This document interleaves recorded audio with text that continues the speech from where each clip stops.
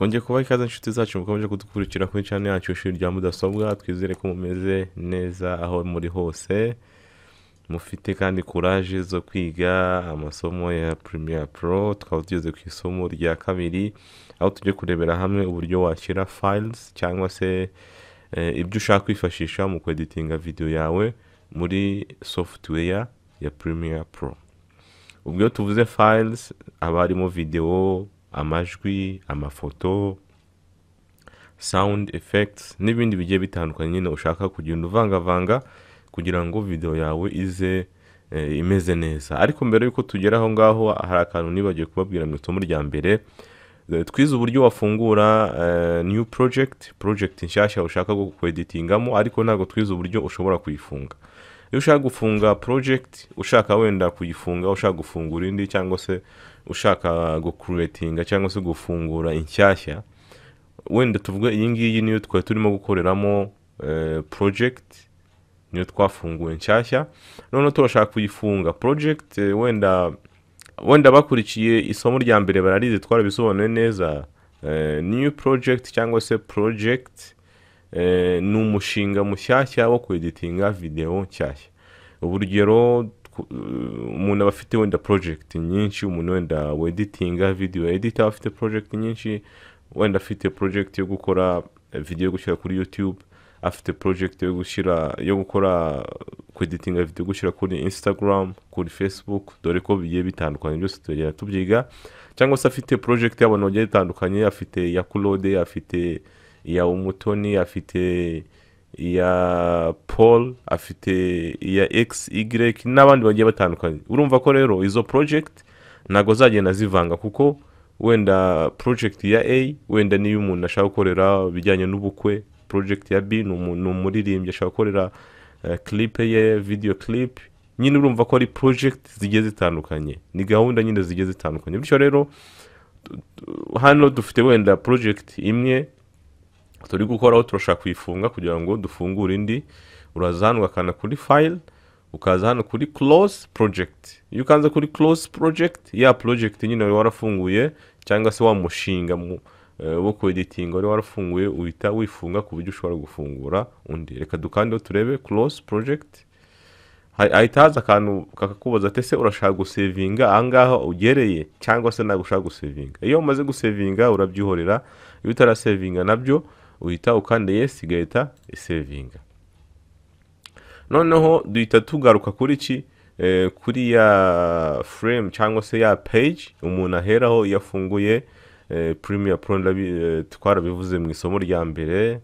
Iyo ushatse rero tukanda kuri new project ugahita ufungura project nshyashya. Adusubire muri ya yindi kugira ngo twige ibindi. Ikindi rero nashaka kubabwira mbere ko dutangira isomo ryo kwinjiza files muri Premiere Pro, nuko ushobora gukora project nyinshi zose ukagenda uzivanga. Wenda hano hari project y'ubukwe, hano hari project y'indirimbo y'umuhanzi runaka, hano hari project ya filime runaka, hano hari project yo kwigisha kuri YouTube n'ibindi bigiye bitandukanye. Ushobora rero gufata files ziri wenda muri project y'ubukwe ugashobora kuzivanga ukazishyira muri project yindi, ukashyira muri project wenda ya y'indirimbo ya clip y'umuntu n'ibindi bigiye bitandukanye. Ibyo byose tuzagenda tubyiga, nuko numvishe ko ari ngombwa ko mbibabwiraho kugira ngo mubashe kubimenya. Iyo rero ufite project nyinshi wenda iz'ubukwe n'iki, dushobora kuza nazo tugahita tuzifunga zose, tugashaka gufungura wenda project nshyashya imwe cyangwa se zindi zitari zo dufite hano. Uraza hano ugakanda kuri file, ukaza hano kuri close all projects. Iyo ukanze kuri close all project bivuze ngo gufunga project zose, nyine zose zita zifunga. Tugasubira kuri welcome to Premiere Pro. Ahangaha niho ubugiye nyine gutangira gucreatinga indi project nshyashya cyangwa se openinga nkuko twabyize mu isomo rya mbere. Nimba hari file ya Premiere Pro wari warasavinze, ushobora gukora open ugahita ugira gute uyijyamo nyine ugakomeza editinga aho wari waragarukiye. Reka twongere dusubiremo muri ya project twari twafunguye ubushize. Bityo rero tugiye kwiga uburyo ushobora gushyiramo files hano muri iyi program ya Premiere Pro kugira ngo ubashe kugira gute kugira ngo ubashe kuzikoresha weditinga. Kuko kweditinga icyo bivuze ni ukuvangavanga amafoto, amajwi ndetse n'amashusho, ukabigira nyine ikintu cyiza kugira ngo kiryohere amaso. Uzarebe wenda nko mu bukwe iyo bari kushutinga, iyo bari gufata video, ubona bari ibintu bisanzwe nyine ku buryo ushobora kuyireba nta batayidetinze ukabona mbese irabishye, nta njyana ifite. Cyangwa se clip y'umuhanzi, wenda sinzi niba mwageze ahantu bashutinga ama clip y'abahanzi, iyo urebye clip nyine bari gushutinga ubwo nta editing yari yakorwa, ubona nyine ari ibintu bibi, ubona bitameze ukuntu. Ariko iyo umaze kueditinga bagashyiramo effects zitandukanye, bagashyiraho amarangi agiye atandukanye, bagashyiraho inyandiko zigiye zitandukanye, uburyo itangira, uburyo irangira, uburyo bihutisha, basubiza inyuma, byose nyine bituma video iryoha. Akaba ari byo rero muri aya masomo tuziga ku buryo ushobora gukora filime cyangwa se clip, video clip, cyangwa se amasomo yo gushyira kuri YouTube n'ibindi bigiye bitandukanye, ubukwe n'ibindi bigiye bitandukanye, byose tuzagenda tubyiga uburyo ushobora kubikora. Bityo rero dufite ubwoko bwinshi bwo gushyira media cyangwa se files zacu muri Premiere Pro kugira ngo tuzigire gute tuzikoresha. Hano twavuze ko iyo ukanzeho kano kantu gahita kaba ubururu, iyo ukanze hano biterwa nyine nako ushaka gukoresha. Twebwe ako dushaka gukoresha cyane ni kano, kuko ahangaha niho media zose ziza cyangwa se files zose ziza hano mbere yo kuzikoresha. Twamara kuzinjizamo hano noneho tukajya tuzisunikiramo hano, akangaka tukaba ariho tweditingira. Ibyo tweditinze bikagaragara hano hejuru nyine gutya, noneho files zitari zeditingwa tukazibona hano, nta kintu turazikoraho.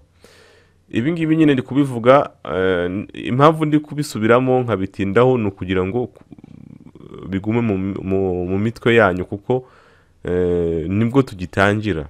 Nitugeramo hagati bishobora kuza gucanga, ati se hano kubera iki bigenze gutya. Akaba ari impamvu rero ndi kujya gute ndi kubisubiramo kugira ngo mubashe kubimenya cyane. Ibi ngibi twari twabivuze mu isomo ryashize, ndagira ngo rero habeho nko kwibutsa kugira ngo dukomeze tubifate mu mutwe nyine kugira ngo tubizirikane. Iyo rero ushaka gukoresha ino frame, twavuze ko buri kazu kitwa frame, iyi ni frame, iyi ni frame, iyi ni frame, n'iyi ni frame. Iyi frame rero yo kuzana media cyangwa se files ni iyi ngiyi dukoresha. Iyo ushaka kuzana files, kwimportinga files, dufite uburyo bugera muri butanu, bwose ndabubigisha. Ubwo iyo ubona ikoroheye cyangwa se iyo uzamenyera aba ari uzajya ukoresha, kuko izi programme nyine zigushyiraho uburyo bwinshi ku buryo nawe wihitiramo ubwo wumva kunyuze. Iya mbere ni ukuza hano kuri file, ukaza kuri imports, noneho ugahitamo ikintu nyine ushaka kwimportinga, nimba ari ifoto imwe cyangwa se nimba ari nyinshi ukaziselektiona zose, nimba ari ebyiri gusa ugaselektiona iyi ngiyi, bakanda kuri control n'iyi ngiyi ugaselektiona, ugahita ukanda open, igahita igira gute, igahita yinjira muri Premiere Pro. Urako zaje ari ebyiri, reka twongere tuzisibe twiga ubundi buryo. Ubu ni uburyo bwa mbere kwimportinga, uraza hano kuri file, ugakanda kuri import, none ugaselektiona ibyo ushaka kwinjiza muri Premiere Pro, yaba amajwi, ama video, yaba amafoto ya PNG, yaba logo, byose nyine uraza ukabyimportinga gutya. Ubu ni uburyo bwa mbere. Uburyo bwa kabiri ushobora gukoresha shortcut, ugakanda control I, nayo iyo ukanze control I bihita bikuzanira akazu nyine ko kwimportinga. Ushobora gushakingamo gutya, ukaza ugasubira inyuma desktop, ukajya kuri disk D, A, B, nyine ugashaka aho ibintu ushaka gushyira biri, noneho ukabiselektiona gutya kwa kundi twabyize, ugakanda kuri open, byose bigahita biza muri frame ya project hano. Ubu ni uburyo bwa kabiri rero. Uburyo bwa gatatu, uraza hano muri no frame iri hano ibumoso, ugakandamo double click cyangwa ugakanda kuri mouse yawe inshuro ebyiri gutya wikurikiranya. Iyo kanze inshuro ebyiri kakazo nanone gahita kaza, kongera ugakanda nyine ibyo ushaka kwinjizamo, ugahita ukanda open gahita kinjira. Ubu ni uburyo rero bwa gatatu. Uburyo bwa kane uraza ugakanda kuri mouse yawe kuri buto y'uburyo kuri right click ugakandaho gutya, none ugahita uza hano handitse ngo import, kakazo nanone ugahita kaza ugahitamo nyine icyo ushaka gushyiramo nanone. Rero ko ari ibintu bifite uburyo bwinshi bugiye butandukanye. Ubu buryo bwa kane. Ubundi buryo rero buhari ni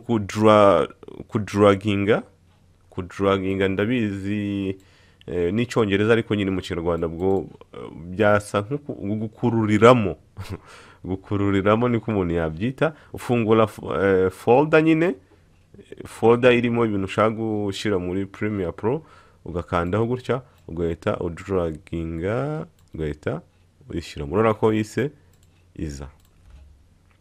Twongeye tuyisibe.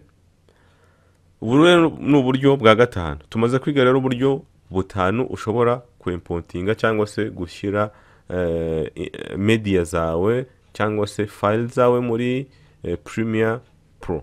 Ikindi twavuga nuko ushobora no gushyira folder ushobora kuyishyira mo hano, wenda atari ifoto imwe, wenda ari amafoto wenda nk'ijana cyangwa se 50 mwafotoye mu bukwe, urashaka kuyakoresha yose, urashaka kugira ngo nyine aba ari ku murongo yose uko mwagiye muyafotora.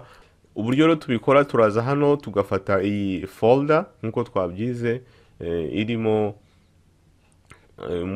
muri file irimo cyangwa se muri folder irimo, tukaza wenda turashaka gushyiramo ino folder ya video, turaza nyine tukahita tuyidraginga muri Premiere Pro. Urara ko yise izamo yitwa video na yise iza yitwa video. Iyo rero urebye neza hano ku ruhande hari akantu kameze nk'akantu kaga fresh kariho, iyo ugakanze bahita kwereka ama video yose ari muri iyo folder, yose ari muri folder ya video. Hari videos 3, 2, 1. Urara ko byose rero ari ibintu bishoboka gushyira muri Premiere Pro. Dushobora no gushyiramo iyi folder ni dushobora kwishyiramo bitewe nyine n'ibyo dushaka gukoresha. Ikindi kintu cy'ingenzi tugomba kwiga, iyo udraginze, reka wenda dufate izi image tuzishyiremo hano. Urara ko dufite image 1, image 2, image 3. Ikintu Premiere ifata nk'ingenzi cyane ni ukudakora rename cyangwa se guhindura izina rya file washyize muri Premiere Pro, cyangwa se kuyihindurira folder, kuyishyira muri folder yindi, cyangwa se kuyisiba.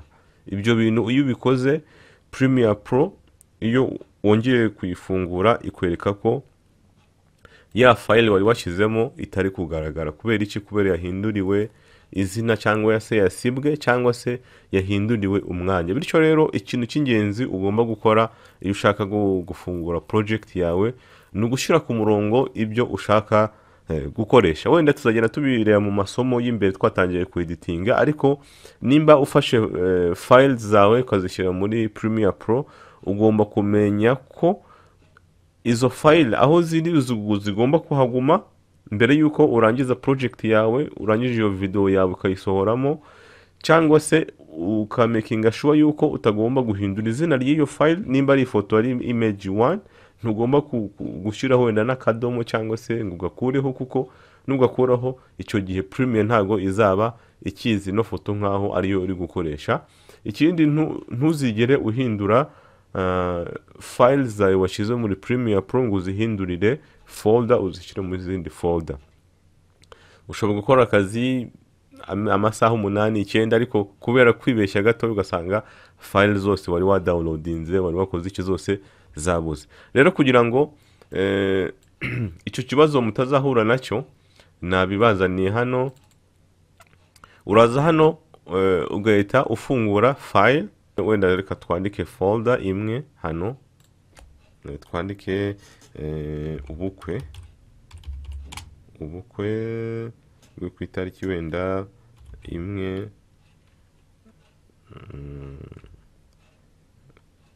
umunani na cumi na kabiri,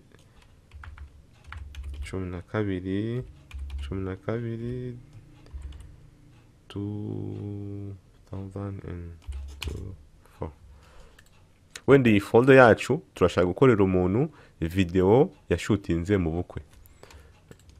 Reka izi ngizi nazo tuze tuzigire gute tuzishyire mu hano. Uraza nyine ugakora gutya, reka tuyire nini. Okay. Iyi ni folder turashaka nyine gutangira ku editinga video y'ubukwe umuntu yatubiye ko twamweditingira yarashutinze afata amafoto. Turashaka nyine kuvanga amafoto, amavideo ndetse n'indirimbo na background n'inyandiko n'ibiki byose nyine tukabivanga kugira ngo tumuhe product nziza kandi isukuye. Turaza dukande folder. Iyi niyo nzira nyine nziza kugira ngo project yawe izarangire neza nta kintu cyangiritse. Uraza nyine ugafungura folder ukandika izina ryayo, none ukazamo imbere, noneho muri iyo folder ugakoramo folder eshatu, ukandikaho image, video, voice cyangwa se audio. Noneho muri iyo folder ya image ugashyiramo amafoto yose ushaka kuzakoresha. Noneho kandi muri video ugashyiramo video yose ushaka kuzakoresha.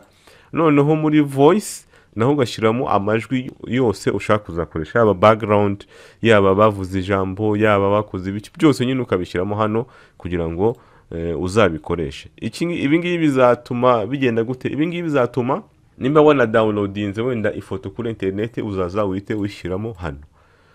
Nujya gusiba bya bintu wa downloadinze uzasiba ifoto imwe, ariko yandi wakopinzemo hano ntago izigira igenda. Ariko downloadinga ifoto ukayikoresha muri Premiere, noneho nyuma ukibagirwa ukaza ukayisiba wenda muri folder ya downloads ukayisiba kubera wenda ibintu byabaye byinshi. Nuza gufungura nanone ngo editinge project yawe muri Premiere uzasanga nta yirimo, noneho Premiere iguha ikubwire ko file imwe yari irimo hano nta ikirimo, ntago turi kuyibona.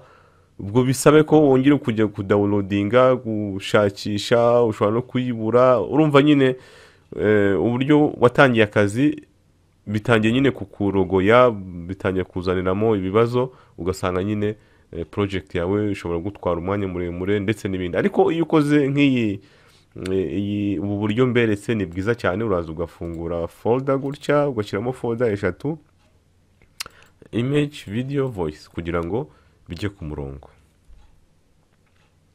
Wenda reka ibi byose tubishyiremo hano, na video tuzishyiremo hano. Okay. Urako twamaze kubishyiramo byo hano byose. Ikindi, iyo rero dushaka ku editinga turaza tugafata video tukayikurura tukayishyira hano. Urako iyi sigira gute ihise igaragara mo hano hejuru. Iyo duplayinze urako iri kugira gute iri kwiplayinga. Dushobora kongeramo amagambo tugakata tugakora ibiki byose nyine ntabwo turabigeraho. Turi kubanza kwiga uburyo twinjizamo amafiles cyangwa se medias muri Premiere Pro. Hano hari akantu k'ingenzi tugomba kwiga kuri clavier yacu kitwa tilde. Tilde ni akantu kagaragara kuri clavier, akamuri kubona imbere yanyu nakabashyiriyemo, murakabona kuri clavier. Iyo ugakanzeho uranza ugakana nyine kuri frame ushaka ko iba nini, ugakanzeho iyi frame itiba nini ikaba full screen. Reka wenda tuze dukandeho kuri muri frame ya project tugakandeho, urabona ko ihita iba nini. Uhita ubona images zose, videos zose, ugahita ubona uko zireshya n'ibiki byose nyine uhita ubibona. Iyo wongeye ugakanda kuri tilde birongera bigahita bisubira inyuma. Kwaza tugakanda kuri frame ya program tugakanda kuri tilde ihita iba nini. Urabona ko turi uplayinga bikahita bigaragara. Dushaka kureba nimba tweditinze neza, igaragara neza kubera muri program hariya yagaragaraga ko ari ntoya. Twongera tugakandaho igahita iba ntoya. Bityo rero ahantu hose ukanze ihita iba nini. N'ahangaha turi kweditingira dukanzeho ihita iba nini. Urabona ko uri kureba nyine iminota yose ibiki byose kuri babandi badafite screen ebyiri. Iyo ufite ariko screen ebyiri biroroha cyane kuko video ibona ari nini nanga kweditinga ukabona mu yindi screen nyine, nabyo tuzabirebera hamwe nibishoboka. Aka rero kari akantu k'ingenzi twagombaga kwiga. Ikindi ni ugukora zoom. Iyo uje hano hasi hano kuri files aho ziruka kuzuminga urako bigenda biba binini nyine kuzuminga. Nahangaha iyo ukanzeho zita ziba nini ku buryo ubona thumbnail y'iki ya video cyangwa se ifoto kugira ngo umenye yariyo, kuko ziri kuri list ntago wamenya ifoto ngo niye keretse wenda uyizi. Iyo ukanze hano rero zita ziba nini ku buryo uzibona. Nahangaha zita ziza nini ku buryo ushobora no kuzihindura umwanya wazo, ariko ngewe ibi ntago nyambikoresha kuko ntago ari ingenzi cyane. Uko zikurikirana nta kibazo, nk'iyi ngiyi ushobora kuyizana hano ukayizana hano. Ibi ngibi ntago bikoreshwa cyane, ariko ndi kubibigisha nyine kugira ngo bimenye. Ikindi gisigaye ni uguhindura izina rya file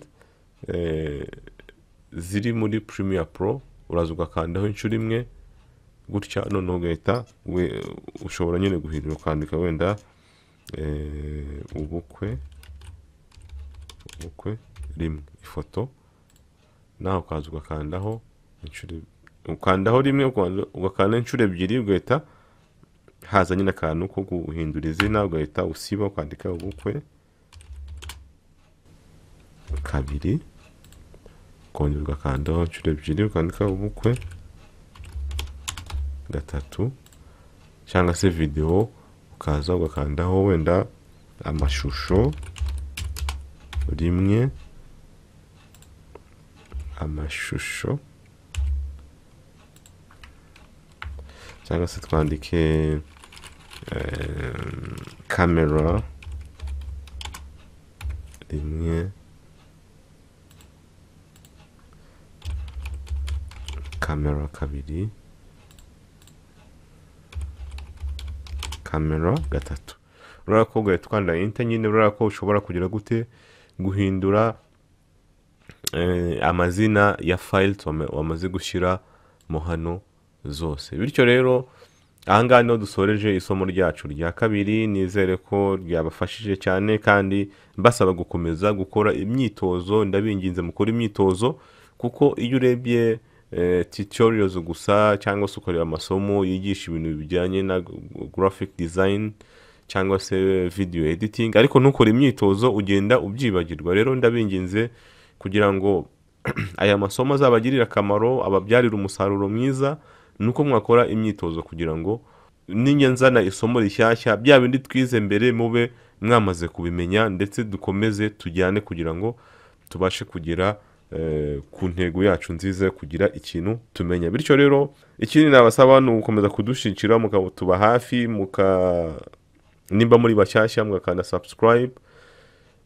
nimba mushaka kudushyigikira nanone kuri video mugakanda like kugira ngo ugere ku bantu benshi. Muri comment mukatubwira uko mubibona, ikibazo mwahuye nacyo tukagisubiza, icyo mwabona twakongera tukabikora, mbese dukorane tugendane kwa niko navuga, kugira ngo menye ko muhari namwe mumenye ko mpari, nyine tuse nkaho nk'abakorana, mbese kugira ngo amasomo yacu abashe kugera kure kandi abe amasomo meza. Kandi ikindi nabasaba mubashe kubwira bagenzi banyu mubona amasomo yagirira akamaro, mubarangire channel yacu baze bige, nimba barabuze aho biga, dore ko ibi byose tubikorera mwebwe. Rero naho ubutaha muri ndi somo. Ciao ciao, bye.